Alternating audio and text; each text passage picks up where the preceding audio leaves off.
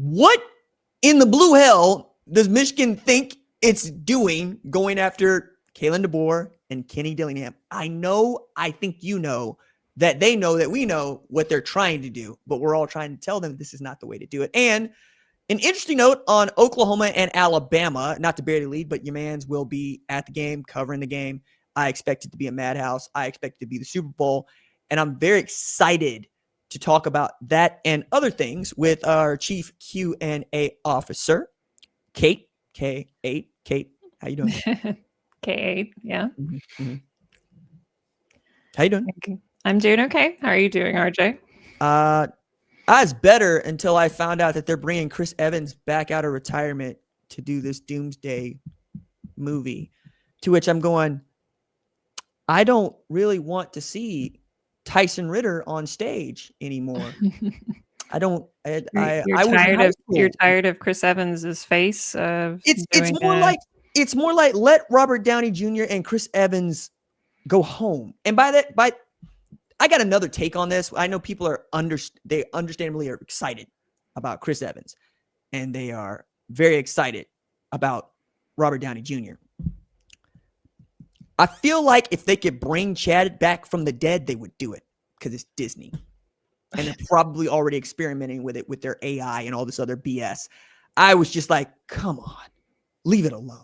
Now Chris Evans got a kid, and Iron Man's not there to give him hell about having a kid that he got to protect at the end of the world. Get out of here. But then again, they've been teasing this Doom appearance for the better part of 2 years now. Well, and that bothers me. Well, the conspiracy theory is that it's not actually Doom. It's, he's not going to be Dr. Doom. Who's he going to be? He's going to be Iron Man. As Dr. Doom? No, in Earth 318 or 838? No, he's not going to be Doom at all. Like it's just one whole big fake out. And okay. All right. Yep. All right. That's the conspiracy theory. Before we get that far down that road, let's talk about what could be Doom, what could be gloom, what could be amazing, quite frankly. Number 8, Oklahoma. I was about to say the OU Alabama game. Number 9, Alabama. Yes. And I found an interesting note that I kind of want to run by you to start this. Number 1, being at this game is going to be very cool because I think it's a landmark moment for Oklahoma as a state. I think it's a landmark moment for Sooners football. And I don't expect Norman to be a safe place if Oklahoma wins this game, as they should. It's a rematch of a game in November. Oklahoma won it at Tuscaloosa 23-21. And it was another outstanding defensive performance from a team that has been built around its defense, which leads me to this thought that I had as I was looking at ESPN's top 50 list of players in the college football playoff. For those of y'all that are new to the show, National College Football Analyst at Fox Sports means that I wrote about players I think are impact players in the college football playoff through the first round. One of the guys that I listed was John Mateer. Another guy that I listed was Taylor Wine. We can talk about that a little bit later. But Kate, John Mateer is not listed on ESPN's list of 50 impact players in the college football playoff, period, for the first round. And I'm going, or not in first round, excuse me, period. There's a Tulane player listed, right? I think there's a James Madison or 2 player listed, but no John Mateer. Taylor Wine is listed, and R. Mason Thomas, who's an All-America player and best defender that OU has. But this is striking to me because if John Mateer plays the kind of football he played through the first 4 games of the season, OU might win this game by 3 touchdowns. If he plays it like he did when they last played Alabama, OU might win this game by 2 points.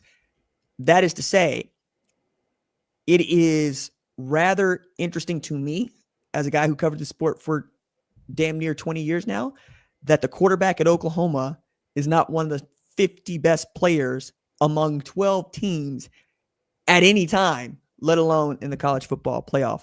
So I'm going to ask you, does that strike you as odd? Well, I was just about to ask you, so why do you think that he was not listed on?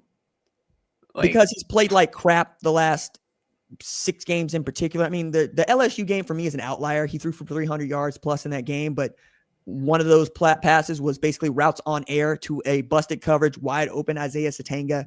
who took it the rest of the way. It's not really playing the position of quarterback. The knock on him, and I've led the way on this, is he plays quarterback not like quarterback. Ty Simpson, quarterback at Alabama, plays it like a quarterback. John Mateer plays it like the best athlete on your team, which is great in middle school, little league, even high school. He plays the game like a high school shortstop, which means he's going to throw the ball to other people. And at this level of football, you can't have somebody that is going to be secular with the football. Okay? You're going to need to have somebody at quarterback that is very, very Methodist about how they feel about the football. I would even say Catholic about how they feel about the football. But this boy be out here looking to throw it to whomever at whatever time, and that's not winning football at this level. So that's the reason I think they have left him out, because he's been mostly famine, but when he's good, he's damn good. And what really sucks about this is he really hasn't turned the ball over that often the last few games. And that has been also important to Oklahoma winning. Not turn the ball over is a great indicator of winning the football game. But knowing that he's thrown 10 interceptions, and I said this to an NFL scout I talked to pretty regularly about this or that and evaluations. After the first game of the season, after the Michigan game, I said, that boy going to throw 10 interceptions this year. And he goes, why are you saying that? You see how loose he is with the football? You can't trust that man. You know, like you just can't trust him. Now he's got 10 going into another game where Kane Womack and that defense at Alabama has seen his movies now. They probably know how this is going to be plotted and played out. So that's why I think he was left off. But it's still odd to know that the quarterback at Oklahoma, especially in this age of OU football dating back to 2015, is not one of the 50 best players in college football playoff when, you know, you've had Baker Mayfield, Kyler Murray, first round picks. Caleb Williams was here, won the Heisman. You know, Jalen Hurts, Heisman finalist, runner up, won the Super Bowl. It's just odd. And I get it, but again, it's just not a thing you can overlook. It's like Shaq standing in the middle of any crowd. You're going to look at it and go, huh. Do you feel, in comparison to all the people who are on the 50 list, like is it just like a really good batch this year? You know, no. Okay, so I was about to say, because that could be an answer. Is like, well, you know, if everybody else is like really outstanding, then, you know, being good might not cut it, I guess is the right word. But if that's not the case at all, then I mean, we got an offensive guard from Tulane that's listed on it, right? And I don't give a damn if you're the best offensive guard in the country. It's really hard to crack a top 50 list when you got quarterbacks, wide receivers, running backs, edge rushers that also can be listed. Offensive guard is where you put the dude that can't play offensive line, but is big and athletic. Like he just doesn't have the technique to do it. That's where you put that guy, right? We got a really big, really strong dude who you can't trust his footwork and you can't trust his hands. But if you get him going the right directions, he's going to move people. That's what an offensive guard is. I look at John Mateer and I go, nah, that's one of the 50 best players because I've seen his movies when he's good. When he's good, he's a Heisman finalist. When he's bad, he has 138 yards passing against Alabama, and they still win the game, right? And that was the job that he had leveling up to this. Other reason I want to talk about OU Bama with you is I'm curious, as a person who also lives in the state, has it made it to your door that this is a big game for Oklahoma? I mean, not specifically. I know that I have heard, you know, talk basically around of people like wanting to go to it, not specifically that it's like a huge game though. But I mean, everybody always wants to go to the games, so around here anyway, you know. Well, and like, that's what I tell people, right? Like, it's a huge game for a number of reasons, but not the least of which is it's a playoff game on campus at Oklahoma, which feels generational. Like that's never happened. Nobody expected it to happen until we got this thing that was the 12-team playoff, and one of the first places that anybody in sport looked at was like, one of these games is one day is going to get to be at Memorial Stadium in Norman. And that is going to be the kind of atmosphere that you tell people about for years. This can go one of two ways, right? OU can win its first college football playoff game ever, or it can be the 2004 national championship game at the Superdome in New Orleans when USC put the hurting on Oklahoma so badly that by halftime, OU fans were drunk enough to just boo Ashley Simpson throughout her entire halftime gig. The whole time, loud boos. Get her out of here. Get her out of here. We're done. The whole time. That's a sad memory from the past that you've drawn back up here. Man, let me pivot to Michigan here in just a second, but I do want to take a look at the chat and acknowledge that people are here live. So Kate, we started memberships here on the channel. I think I told you this, but perhaps I didn't.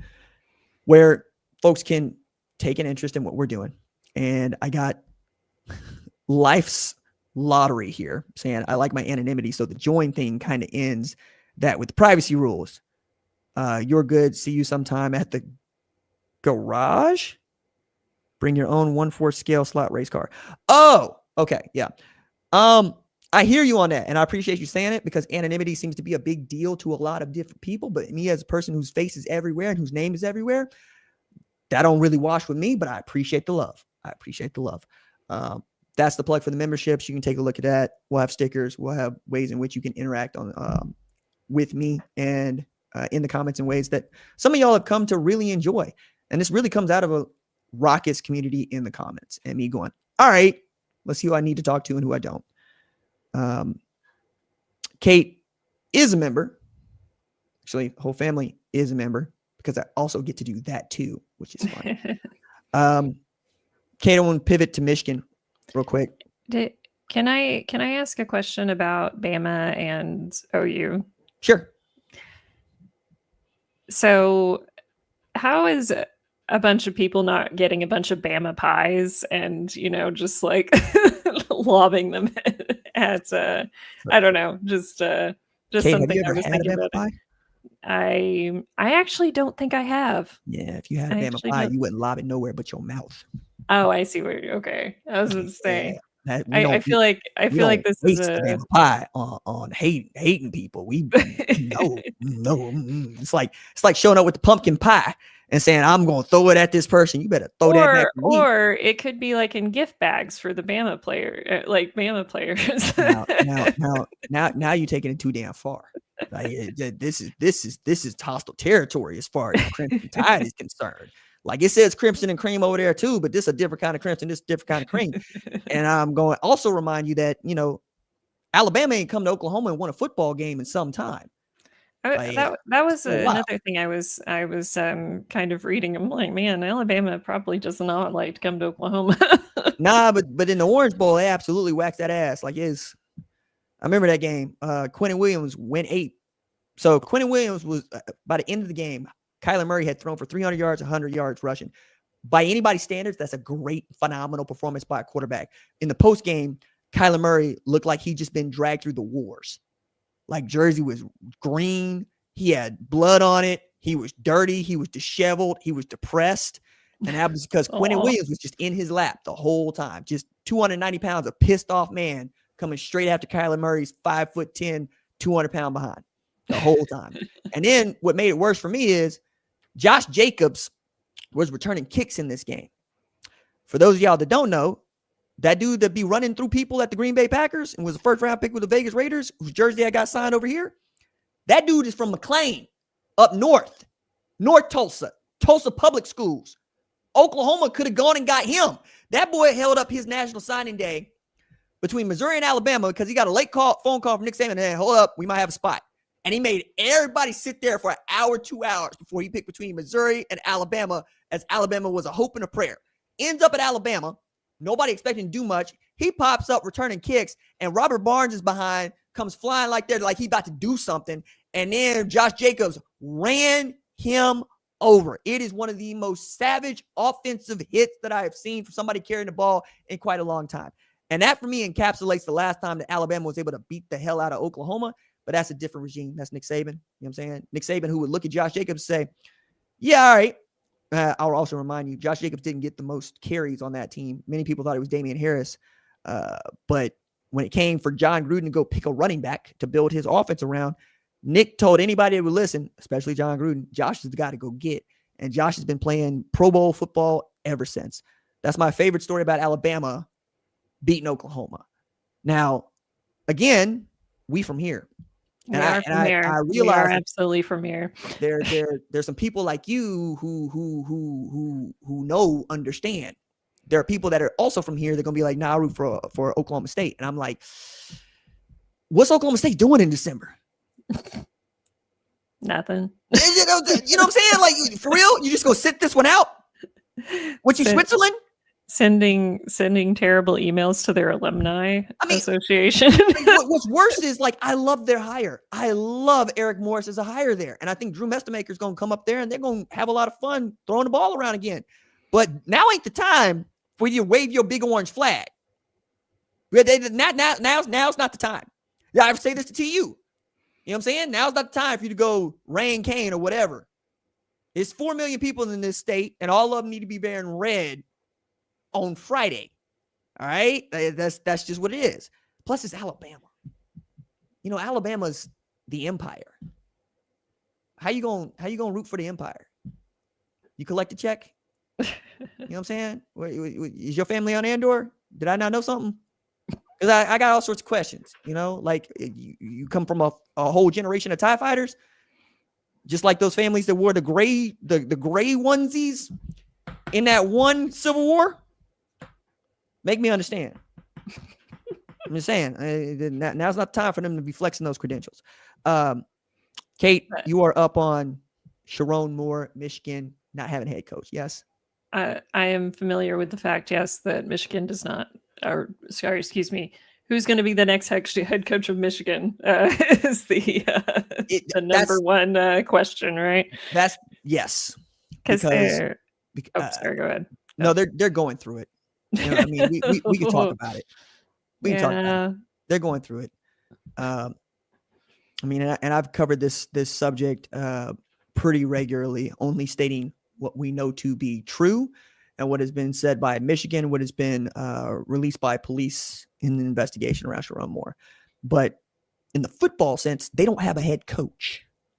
And I should say, they don't have a permanent head coach. They have an interim who was 6-16 at Charlotte and used to cut his sleeves off on the sideline. His name's Biff Poggi. Not the long-term answer there. Poggi. Poggi. Poggi. Poggi. Mm-hmm. Biff. Like Tannen. Biff Tannen. Okay. Like make like a tree and get out of here when leave is right there, Biff. It's right there. Biff is right there. Leave. Make like a tree and leave. So who wants this job? It's a damn good question, right? It's a damn good question. In fact, it is the question that I would put to Michigan people when they don't have their maize and blue glasses on. Everybody you want has a job. The time for you to go looking for a new head coach was about 4 weeks ago. Okay. But even then, knowing what is underneath all of this, it's not a sexy job right now. And it will take some rebuilding. So to your point, who wants this job? All the people that would be trading up, you know, I've been trying to think about a good analogy for this one. But have you ever seen a very ugly man with a beautiful woman who just like, he'll be here for a little while, but yes, we're married? Does that ever come across to you? Yes. Okay. That's what I feel like would need to happen for Michigan. They would have to marry down. And they don't want to marry down. They don't want to marry down. They want to marry on the level that they were on Tuesday last week.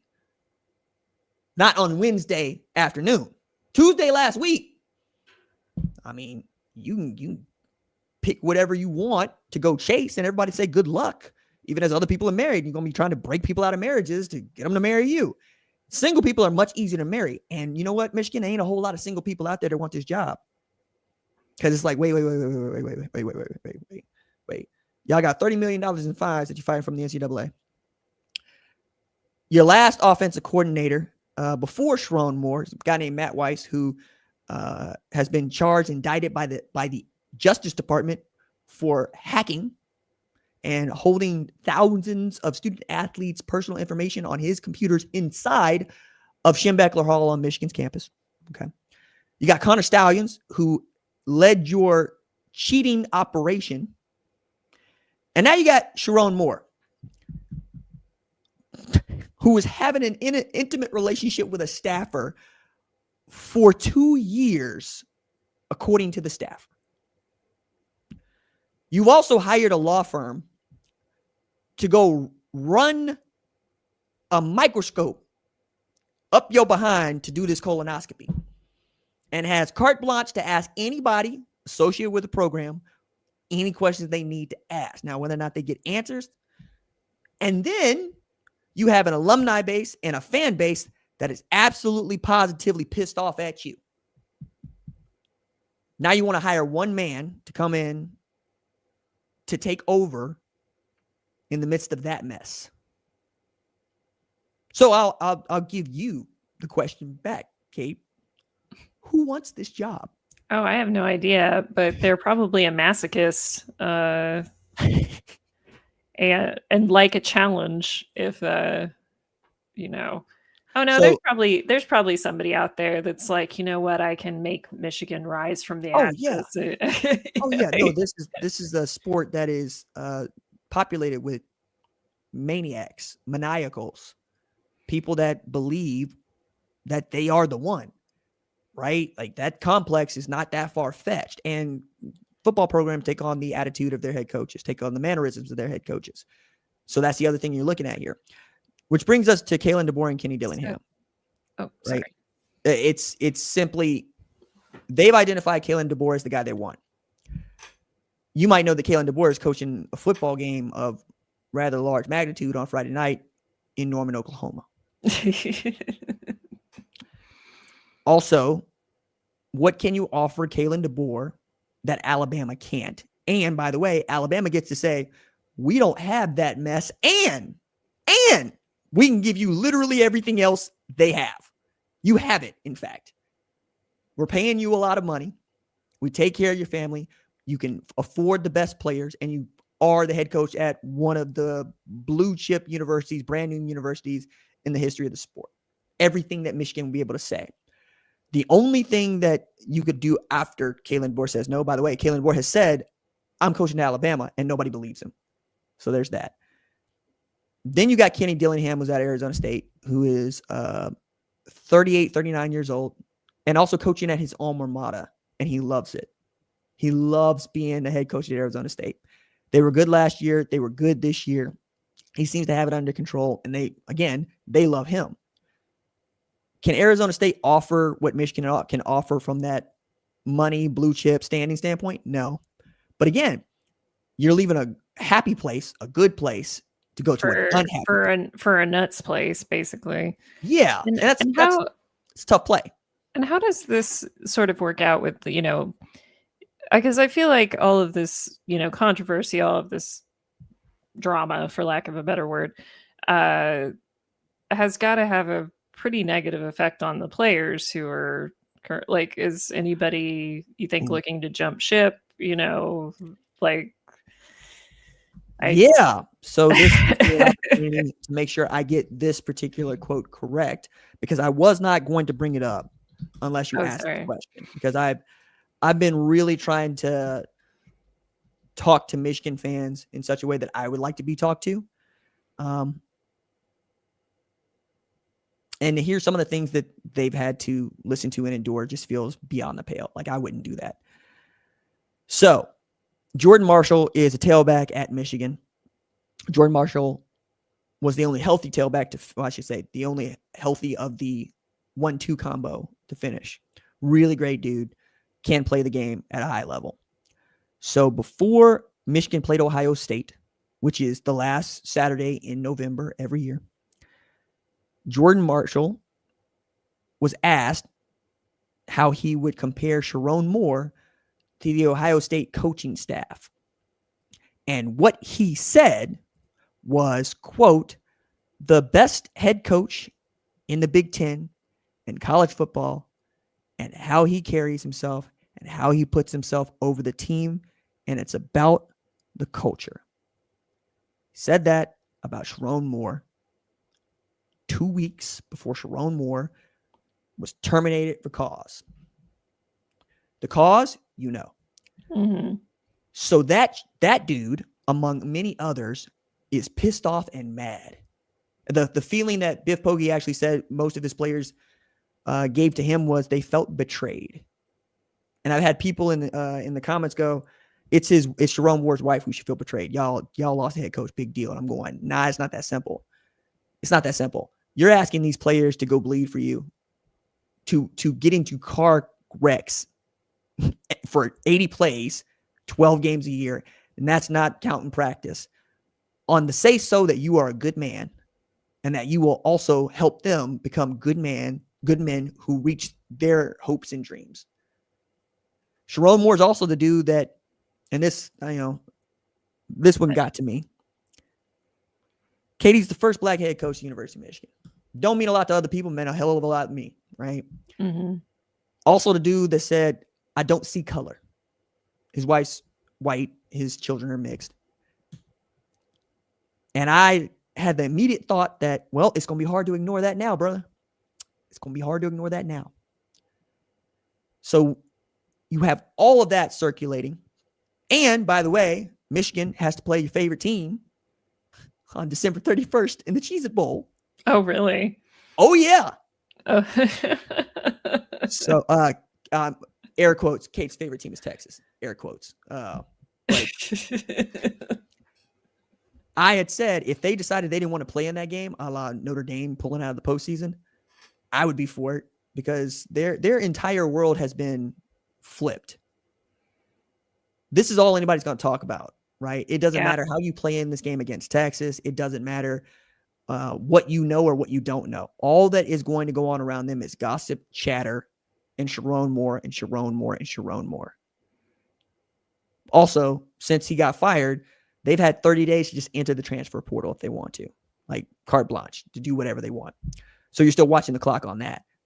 So that's the other reason why Michigan is gung-ho, I think, for Kalen DeBoer. He might be able to keep Bryce Underwood, their best player.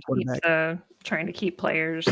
Right, and build it back quickly, right? Because that's the other thing. It's not just that you're going to have to build it back. You want to build it back overnight because Indiana is the best team in the country. Kate, until earlier this season, Indiana was the losingest football team in FBS history. People watching Indiana be not good but great has really gotten under the skin of places like even Michigan, who won the national championship 2 years ago, or USC, who hasn't made the college football playoff, or Wisconsin, who hasn't been good in a decade. Teams that Florida, teams that we expected to get here, right? James Madison gets to the college football playoff before Florida does. These are things that people are putting together, and it's not sitting well. So when you see that Indiana is able to turn over its roster by just hiring the right guy, everybody thinks they can hit the lottery now. And Michigan believes that they've got more money than most, and they got more resources than most. Why shouldn't they be able to hit the lottery? Well, right. Maybe next year. Well, and it's also one of these where people know I'm an Oklahoma fan, right? And I say that to say Oklahoma ain't won no national championship since 2000. I was 13 years old. I'd love to win a national championship, right? That's all I get to say. Just like people that are fans of the Oklahoma City Thunder winning the NBA Finals last year, that's what you get. You don't get the money that Shai Gilgeous-Alexander's getting. You don't get to hold the trophy. You might go to the parade on your own money, right? But they ain't giving you no jersey. You're not getting no contract extension. All you get to say is my team beat your team, and we're the best, right? That can go for a lot, though. Yeah. That means a lot. If I'm a Michigan fan, I'm playing with found money right now. Like I've flushed this season and last. I flushed the next 5 years. Yeah. I mean, I'd be upset because it's me, but thinking I'm going to go back to the dark ages. I'm like, what you mean go back to the dark ages? Like, we won the national championship 2023. What are you talking about? Like, the moment that all the sanctions came down for Michigan and none of them were going to strip you of wins and take away the national championship, every Michigan fan in the world was like, bet, cool, we'll take it. Bet, cool. Find us. Because, again, it's, I don't know if this has made it to your desk or not, but we find universities for fans storming the field. So SEC, if your fans storm the field after a ball game, it costs $100,000. Next time they do it, $250,000. The next time they do it, $500,000. To which, I don't know about you, Kate, I ain't paying none of that. So like, that's just not fair though, too. It's like, how can you, I don't know. I mean, look, how can you stop as many people from storming a field? Like, you don't have enough guys. My favorite part about this in the SEC is that money goes to the other team as like an asshole tax. So like, if Bama storms the field at Tennessee, the $100,000 goes to Tennessee. Jeez. Yeah, I love that. Tennessee is like, start the stampede and everybody's gonna go. Well, I mean, like it's embarrassing is what it is, because act like you've been there is a big part of college football, and there's that part. But that was it. And the other thing that I want to point to on the way out here is another way in which we're learning to find teams. So Notre Dame pulls out of the postseason. That's a different discussion. Iowa State and Kansas State also decided they didn't want to play bowl games this year, though they qualified. The Big 12 has fined both of those programs $500,000. To which people are going, why? Well, the Big 12 has contractual obligations with bowls to put a kind of team into that bowl game, where this is the team that finishes 4th, 5th, 6th. If they qualify, you have to fill that spot. And if you have teams that say we're not going to play, that's money that needs to be owed and paid by somebody. So now we got to a place where the schools will know they're going to get paid, or they're going to be fined $500,000, and are willing to pay it, because it is no longer in their interest, financially or otherwise, to just go play the bowl game. Another way in which I think the bowl system is crumbling and needs to, under the weight of the college football playoff. Mm-hmm. So we come up with ways to find people all the time. But I say find people, that's universities. What do we actually care? If TU loses his accreditation, interim president? Sure. Oh my God. Finally got to Kate. Kate's done. TU, just pack it in. Like, seriously. I think that is what we are going to do tonight. I asked Kate to join me to talk about a couple of topics that I think are fascinating and fun. If you liked the conversation and you would like to see more chill live shows like this one, where Kate and I banter back and forth about college football. Banter is a strong word. Let us know in the comments below. Otherwise, Kate, do you want to sign off for us? Good night. Good night. And good luck. And I was trying to do like a radio, what is it? Voice of like, and Oh, do you have the Garrison Keeler script up? No. But I wish you all a happy, everything. There we go. Oh, wait, but no, who do you think's going to win? OU or Alabama? I forgot. I picked Oklahoma in this game. I did pick Oklahoma in this game. Well, I mean, shocker. Come on, yeah, OU's definitely going to win. Shocker there. Shocker that I feel that way. Yeah. No, shocker that that either of us who are natives of the state, who also know what it will be like on Saturday if they don't win. Oh, you already beat them. Well, okay. There's the note. Brent Venables is 5-0 in rematches in the same season. It's a pretty good note. Yeah. He sees you a second time, he's got you. It's like, oh, I've seen this picture before. Yeah, I'm excited about it. And we'll talk about it. We will. Yeah, we will. All right. Night. Good night.